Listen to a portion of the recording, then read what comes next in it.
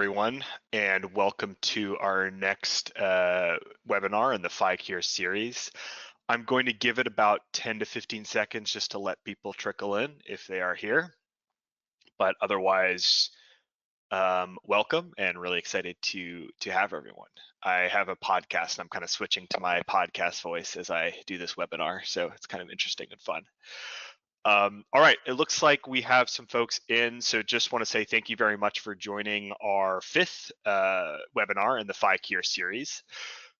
The topic today is going to be on unmet needs, and I am going to be presenting it today. The overall structure that we're going to go through is just a kind of a welcome, give you an idea for what 5Cure is, who I am, and what are some of the solutions that can help you meet and understand unmet needs. Lastly, give you an idea for our beta tool for 5Cure, and then any sort of Q&A we'll do towards the end. So just a little bit about myself. My name is Patrick Brunel. I've been in market research and consulting for about 10 plus years now, getting old, and had all sorts of engagements with clients that are launching their pharmaceutical assets. Also worked a little bit in tech and financial services, but really this focuses on the pharmaceutical space as well.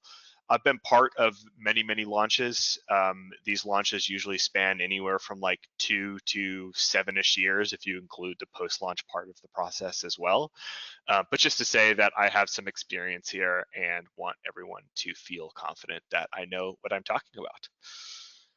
So ultimately, what is 5Cure and what is the brand builder solution? Ultimately, when a pharmaceutical company goes to launch a asset or a product, they go through a very rigorous process of understanding, of needing to understand a lot of the insights that need to be garnered in the space. This journey starts here kind of in the middle of starting to understand the competitor landscape, understanding patient journeys, target HCPs, positioning, messaging, creative, et cetera, going into kind of post-launch tracking and revisions to a lot of the materials that they develop for their asset. One of the things that we noticed when we were doing launches for folks was sometimes there lacked a little bit of structure and a little bit of consistency across these. And what we wanted to do is develop a framework called the 5Cure framework that really helped us and our clients more specifically streamline this process and have a layer of strategy, have a layer of foresight to the whole launch, given that it does last many years. And we wanted to kind of make sure that our clients had a centralized space to answer certain questions that are needed for the launch. And just to say that at ZoomRx, we have all sorts of proprietary technology that help kind of enable that. So going into our next slide, this is really the main slide for the 5Cure framework. I believe that we have done patient target, HCP target, yes journey, competitive landscape. We're going to be really focusing in on the U, which is unmet needs. And then later on, we'll also be doing a rational benefits as well as emotional benefits webinar. But just to say, what is the 5Cure framework? The 5Cure framework essentially is the 7 critical dimensions that any biotech needs to have answered to ensure that they have a very successful launch. Patient target is pretty straightforward. What are the patient characteristics that identify a good candidate for their therapy?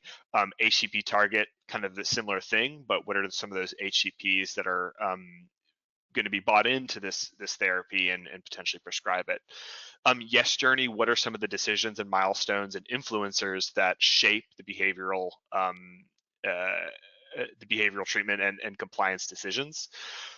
Competitive landscape, what are some of the treatments, what other treatments do target HCPs and target patients make? Unmet needs, what are some of the functional and emotional needs that are not sufficiently met by competitors? Rational emotional benefits, essentially, what are some of those benefits that you'll get coming out of the using the therapy? As I mentioned, we're really going to be focusing in on this U dimension, and our goal today is to kind of give you an idea for what types of research that you can do to help answer some of those questions. So unmet needs is a pretty broad topic, but essentially we believe that there are about 4 or 5 kind of critical things to assess unmet needs. Also, unmet needs is not one of those things that you kind of start, figure out, and then kind of never revisit. It's one of those things that continues on and continues to be part of your launch process. But initially, there has to be some sort of opportunity assessment and to understand what other treatments do HCPs consider for the patients when they're making RX decisions. You also need to kind of understand what are some of the drivers and barriers for HCPs and patients. What are some of those rational gaps that exist for current treatment options and physicians and patients, for physicians and patients. Getting into your positioning, this will be really core to how you start to flesh out and market and think about those gaps. But what are some of those unmet needs that are not being addressed by competitors, and how do you kind of fill that gap? What makes sense for your therapy? Messaging is where we start to get a little bit tactical, right? What messages and concepts are really compelling for some of those patients? And then lastly, promotional tactics is how do you go about delivering and helping people understand what some of those benefits are to your therapy? So these are some of the big questions, and we want to flesh out some of these research projects. But essentially, unmet needs comes down to one big question. What are the rational emotional needs that aren't sufficiently met by competitors? And how can you fill some of those needs? One of the things we always want to make sure you don't forget is the emotional needs, right? A lot of people latch on to rational needs, rational benefits, but there's always an aspect of emotional attachment to certain things, whether that be your condition, a therapy, a doctor, etc. And we want to make sure that we kind of have a clear understanding of what those rational emotional needs are. So defining some of the unmet needs and their objectives. So what are some of those rational gaps, right? Gaps related to treatment efficacy, safety, tolerability, or dosing. That's all pretty straightforward, right? What does your therapy do? What does it do better or differently than others? Functional needs. As a result of that therapy, what are some of the gaps that might be filled, such as quality of life, ADLs, active daily living, and longer term outcomes? So it doesn't just have to be the actual therapy benefit, it can be the kind of benefit of what it impacts the patient as well. And then let's get into some of the emotional gaps. Is how do HCPs end up feeling about not meeting some of those functional and clinical needs, and how can this therapy kind of fill that, and what does that do for physicians? How does that help them in ways that are kind of on that more squishy emotional side? Patients in the same thing, right? If they're getting a therapy that is actively helping them meet a rational gap, what is the emotional impact of that, of meeting that gap? And then ultimately it gets into differentiators. Is you essentially need to focus in on promoting against those unique benefits and making sure that it's very clear what those benefits are to your audience and your stakeholders. So let's get into some of the research, the research options that you can do to uncover some of the unmet needs. Usually with this kind of stuff, it always starts with some sort of gap analysis, right? In the current market, there exists current beliefs and current behaviors. With a new therapy, i.e. your therapy coming to market, you're trying to drive desired beliefs and desired behaviors. And you're really trying to understand what that gap is and create some form of action plan around that gap analysis. And so this is all pretty straightforward, but this research really starts internally with your kind of internal stakeholders of understanding what are some of those key gaps that exist and how your therapy is going to fill those gaps and what you think is really going to be effective. And then going out and trying to understand how right you were, essentially testing that hypothesis. Some of the kind of clear, obvious ones early on are to do some sort of marketing and market sizing and forecasting. Ultimately, you want to make sure that if you have a benefit to a therapy, that there is an actual market for it, right? There is an actual sizable opportunity there. Otherwise, there's not much point in going out to market with this therapy. So kind of quantifying that white space and creating somewhat of a market map so that you can kind of see the opportunity within that therapeutic area. Then you want to go a little bit deeper, right, and quantify the incidence and the impact of an unmet need to understand the market value to a pharma company, and making sure that there is some sort of opportunity within there. And then lastly, you might supplement that with some form of health economic outcomes research, pharmacoeconomics, real world outcomes, or for society or slash payer value, just to make sure that there is something here. People are willing to kind of put it on their formulary and make sure that it is something that is used and is not just something that will be kind of wasted or secondary or tertiary to other medications. Ultimately, when a pharmaceutical company wants to release a medication, they're usually trying to kind of improve and kind of take a step forward in that space in some way. So moving on to positioning, this is really where you start to go to physicians and say, hey, is our theory correct, and what territory should we be playing in given some of the benefits of this therapy? And so you want to make sure that competitive set is very defined and understand what are some of those rational benefits that are currently not being addressed in that space. It's often a very hard thing to do because many times HCPs and patients don't really know what exists beyond what they're currently looking at. And so you do have to create some sort of like fun ways of getting at some of those non-addressed unmet needs. And then you kind of get into some form of premise, promise, proof idea, right, around your positioning statement, right? You want to create some sort of like premise, promise, proof being what is the premise of the current situation, right? What are some of the needs that are not being addressed? What can the therapy do for you? What is that promise? And then what is the proof behind it? What is the data? What is that data showing? And oftentimes that can help physicians really understand, hey, is their premise correct, right? Is that accurate? And physicians can help validate whether they're kind of going through some of those struggles. Usually a premise will identify some sort of current struggles or unmet need. The promise is do they think this therapy can really do those things? And if it does, what are some of those rational and emotional benefits for them? And then lastly, the proof, right? Is this credible? Is this something that you can really say at when you come to market, and will physicians believe it? Because we do know that data can be cut a million different ways, and we want to make sure that physicians can internalize that for their clinical benefits. So that's positioning. Messaging is where we start to get a little bit more tactical, but essentially messaging is usually creative, started from a creative brief where agencies will take 1 to 2 unmet needs, and they'll essentially create this idea of, hey, what are some of the core insights that we can start to latch onto within this creative brief, and start to think about how we message around those things. What do we say? What do we want this campaign to look like? And then it kind of gets into, well, how do you impact the hearts and minds of your stakeholders, right? And you want to establish some sort of ownership of a unique rational and emotional benefit or multiple benefits for those physicians and patients, and make sure that that is the territory that you're playing in, that you're working in, and that that is validated through what HCPs and patients say against your hypothesis. And then lastly, making sure that you really understand what are some of the table stakes versus like differentiators.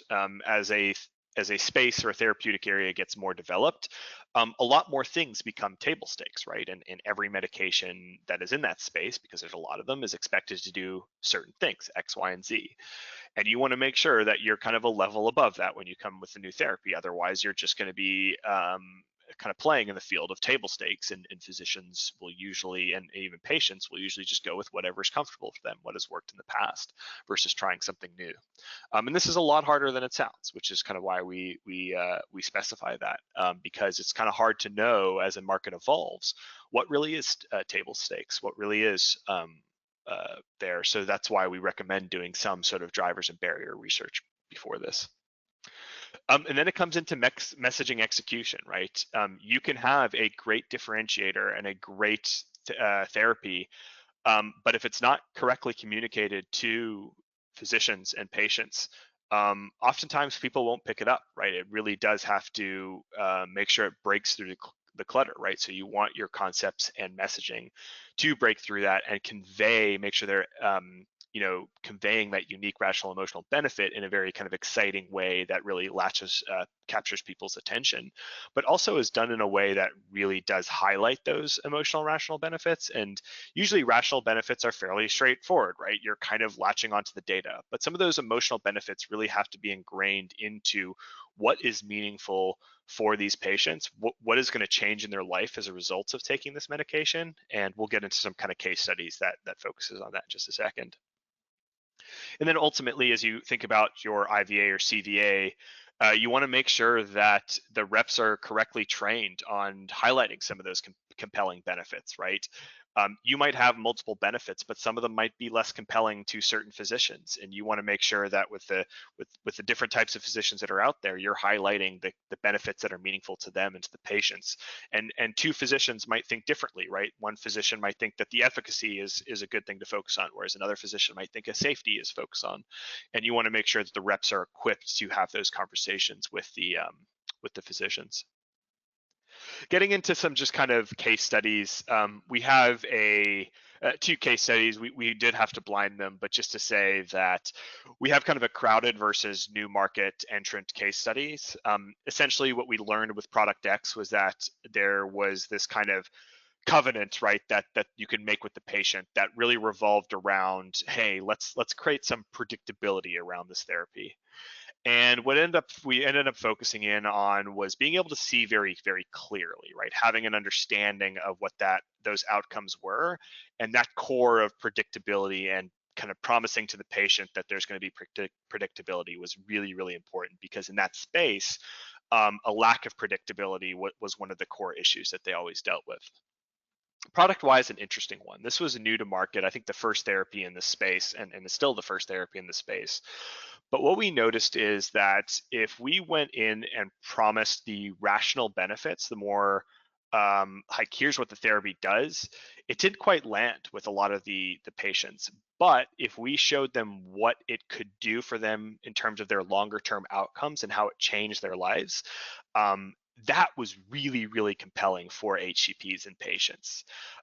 The issue, though, was to get a lot of those benefits, you needed to start really, really early. And I'm talking start this therapy within the first couple of years of being born. And so urgency became the really, really, really critical part of this, right? Where to get some of those long-term benefits, you needed to start very, very early. And so this whole campaign really, really focused in on urgency, focused in on taking action and making sure that you kind of started as soon as possible to get some of those longer term outcomes and benefits that really revolved more around the emotional part of this. But there were obviously like kind of rational things around ADLs, but it actually focused a little less on the actual clinical data that was being shown, because the folks were less concerned about that. They really wanted to know what the next step was. So that was really fascinating case study. So yeah, ultimately, unmet needs, I think, is pretty straightforward, right? It is a very strategic objective, but overall, it is looking into what is the opportunity that fills gaps in the space or kind of evolves the space to some extent. So before I get into questions, actually, what I want to do is just give you an idea for our FICURE beta tool. We've actually developed a survey that helps folks that are launching therapeutics, or really anyone that wants to kind of understand, hey, what are some of the dimensions of the space to launch a successful therapy?